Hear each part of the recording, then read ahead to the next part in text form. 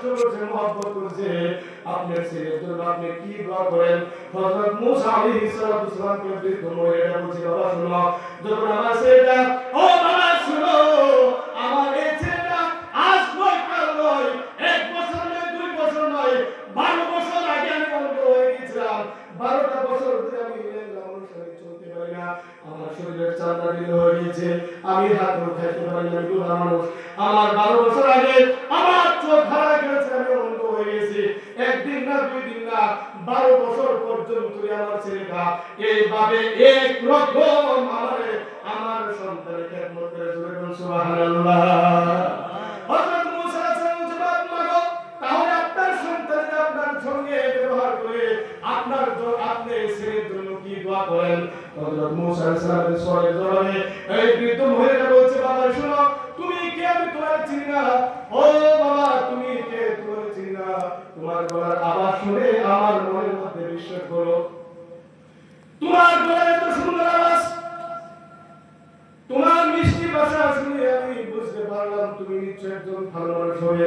শোনো বাবা, শোনো, আমার এই সন্তানটা যত্ন করে যখন আমার সন্তানটা বাজারে চলে যায়, আমি মা আব্দুল্লাহর মধ্যে বসে বসে আল্লাহর কাছে দোয়া করি, আল্লাহ গো, আমার কলিজার টুকরা সন্তান যদি দুনিয়া থেকে বিদায় হয়ে যায়, আমার সন্তানটাকে তুমি এমন একটা জান্নাতের মধ্যে জায়গা দিও, যে জান্নাতের মধ্যে হযরত মুসা আলাইহিস সালাম যে জান্নাতে থাকে, আমার তোমার নবী হযরত এই যুগের নবী, এই যুগের শ্রেষ্ঠ নবী হযরত মুসা আলাইহিস সালাম যে জান্নাতে থাকে, আমার সন্তানটাকে মুসার সঙ্গে জান্নাতে দিবে।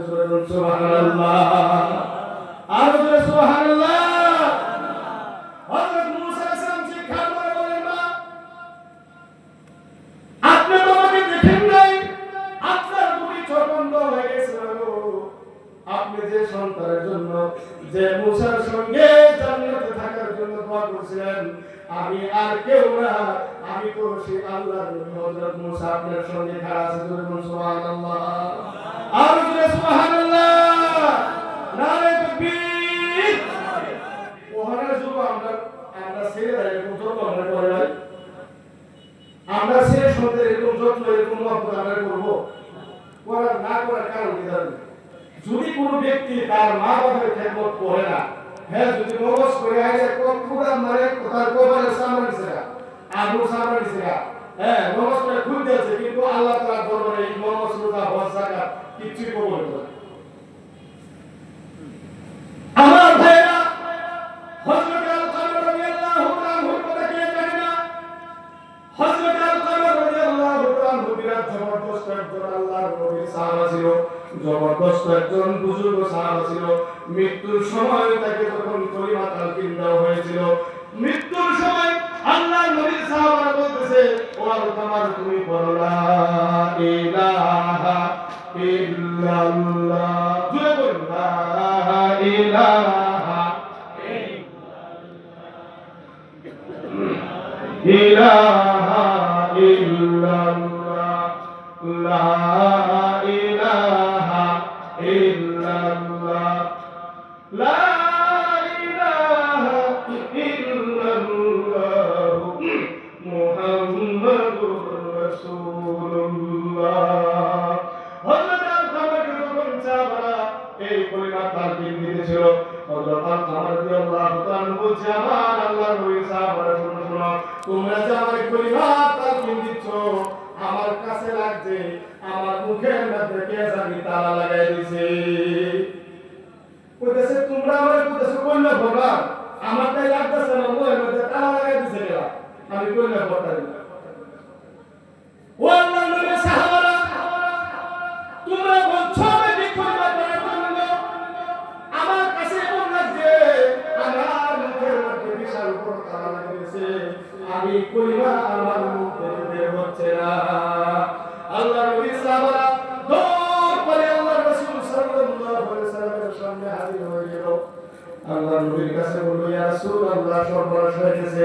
বলে কি হয়েছে? বলে আপনার প্রিয় সাহাবা হযরত আল-কামর রাদিয়াল্লাহু তাআলা আনহু মৃত্যুর শয্যায় কাতরাচ্ছে, কিন্তু তাকে কলিমা তালকিন দেওয়া হয়েছে, সে কলিমা পড়তে পারে না।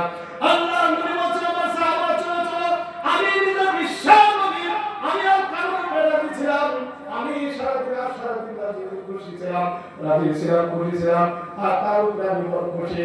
আজকে তার মুখ দিয়া কলিমা তার কি না হয়েছে, কিন্তু কলিমা পড়তে পারছি না। আমি বিশ্ব নবী আল কামালের বাড়িতে যাব, সব আল্লাহ নবী কি করলেন, সাহাবাদেরকে হাতে নিলেন, সাহাবাদেরকে সঙ্গে নিয়ে আল কামালের বাড়িতে গিয়ে বললেন, আল কামালের মাকে ডাক দিলেন, ও মা, বলেন দেখি আপনার সন্তানের কি অপরাধ, আপনার সন্তানের কি পাপ করেছিল, যার কারণে এত এত আগুন করলো একজন সাহাবা, তার মুখ দিয়ে কলিমা তালকিন দেওয়া হচ্ছে, কিন্তু সে কলিমা পড়তে পারছে না। হযরত আল কামালের মা বলছে, ইয়া রাসূলুল্লাহ, আমার সন্তান বিরাট ভালো ছিল, আমার সন্তান নামাজ রোজা হজ যাকাত ঠিকই করছে, আমার সন্তান বহুত বড় সাহাবা, আপনার সাহাবা আমি বিশ্বাস করি, কিন্তু ইয়া রাসূলুল্লাহ, আমার সন্তানের সব আমল ভালো ছিল, কিন্তু একটা আমল খারাপ ছিল। ইয়া রাসূলুল্লাহ, আমার সন্তানটা আল কামালে তার পরিবারের কথা, সুন্দরী তার স্ত্রী খুব সুন্দরী, তার সুন্দরী স্ত্রীর কথা আমাকে আমার ঘরের মধ্যে কষ্ট দিয়েছে, আমাকে আঘাত দিয়েছে, আমি সেই কারণে আমি মা হয়ে তার উপরে দাবি রাখছি, যার কারণে তার মুখ দিয়ে কলিমা বের হচ্ছে না। বলে নাউজুবিল্লাহ, আল্লাহ নবী বলছে, মা, যদি আপনার সন্তানের উপর থেকে যদি আপনি দাবি ছেড়ে না দেন, তাহলে তো আপনার সন্তান জাহান্নামে যাবে। আপনি দয়া করে আপনার সন্তানের উপর থেকে আপনি দাবি ছেড়ে দেন। বলছে না, ছাড়তাম না ইয়া রাসূলুল্লাহ, আমি দাবি ছাড়তাম না, আমার এই সন্তানে আমার বড় কষ্ট দিছে, বড় জ্বালা দিছে, যন্ত্রণা দিছে, আমি মা হয়ে বরদাস্ত করতে পারলাম না, আমি তার দাবি কোনোদিন ছাড়তাম না, হাসর ময়দানে আল্লাহর আদালতে আমি তার দাঁড় করাবো। আল্লাহ নবী বলছে, আমার সাহাবারা শুনো, তোমরা রাত্রি জমা করো, খড়ি জমা করো। আল্লাহ নবীর সাহাবারা খড়ি জমা করলেন, খড়ি জমা করার পরে আমার মাকে ডাকলেন, মা গো, আপনি আসেন, যদি আপনার সন্তানকে মুহূর্তের মধ্যে যদি আপনি ক্ষমা না করেন, তাহলে আমি বিশ্ব নবী আমাকে সাহাবাদের জাহান্নামে আগুনে জ্বলাতে পারবো না। আমি দুনিয়ার আগুনের মধ্যে আপনার সঙ্গে আপনার সামনে এই দুনিয়ার মধ্যে বিরাট বড় একটা আগুন ধরছে, এই আগুনের মধ্যে আপনার সন্তানকে ছেড়ে দেব, আপনি যদি তারা ক্ষমা না করেন। তখন সেই বুড়া মহিলা বলছে, ইয়া রাসূলুল্লাহ, আমি ছাড়তাম না। আল্লাহ নবী সাহাবাদেরকে বলল, আমার সাহাবারা আমি তার মার সামনে এই আগুনের মধ্যে ছেড়ে দেব। যখন আল কামালকে ধরলেন আর আগুনের মধ্যে নেওয়া শুরু করলেন, অন্য সময় যে যে মা আমাকে কষ্ট করে যত্ন করে পালছে, মহব্বত করে পালছে, সে মায়ের সামনে কোনো সন্তান আগুনে জ্বলতে পারে না। আল কামালের মা বলছে, ইয়া রাসূলুল্লাহ, আমি আমার সন্তানকে কত কষ্ট করে যত্ন করে লালন পালন করছি না, আমি মা হয়ে বুঝি সন্তানের কত মায়া মহব্বত আমার দিলের মধ্যে আছে। আমার সামনে সে আগুনের মধ্যে তারা ফেলে দিলেন, আমি মা হয়ে তা দেখতে পারবো না, বরদাস্ত করতে পারবো না। সুবহানাল্লাহ, ইয়া রাসূলুল্লাহ সাল্লাল্লাহু আলাইহি ওয়াসাল্লাম, আমি আল্লাহর রাস্তে আমার সন্তানের উপর থেকে আমি দাবি ছেড়ে দিলাম। সুবহানাল্লাহ। এই কথা বলার সঙ্গে সঙ্গে আল কামাল রাদিয়াল্লাহু তাআলা সঙ্গে সঙ্গে বলে দিলেন, লা ইলাহা ইল্লাল্লাহ মুহাম্মাদুর রাসূলুল্লাহ।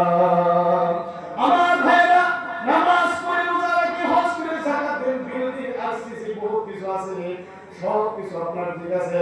বৃদ্ধ মহিলা মা আপনার বাড়িতে আছে, এই মার মতন দরদি পৃথিবীর মধ্যে আর কেউ হবে না। আপনি আল্লাহ রাব্বুল আলামিন বলছেন, যদি মা তার সন্তানের জন্য হাত উঠায় দোয়া করে, এই দোয়াটা আমি ফেরাতে পারি না, আর মুসাফির যদি আমার কাছে দোয়া করে, ডাইরেক্ট আমি আল্লাহ তাআলা কবুল করে ফেলি। আমার ভাইরা, বেনামাজি আমি নামাজ পড়তেছি, নামাজ কি নামাজ নাই, নামাজ তো জীবন থেকে চলে গেল। বিশ্ব নবী আমার মেরাজের রাতের মধ্যে মেরাজ করতে গিয়ে যতক্ষণ পরে মধ্যে চলতে চলতে বিশ্ব নবী আমার দেখতে পেলেন বিরাট বড় একটা মাঠ, বিশাল বড় একটা ময়দান। এই ময়দানের মধ্যে অসংখ্য নারী এবং পুরুষ উলঙ্গ অবস্থার মধ্যে আছে।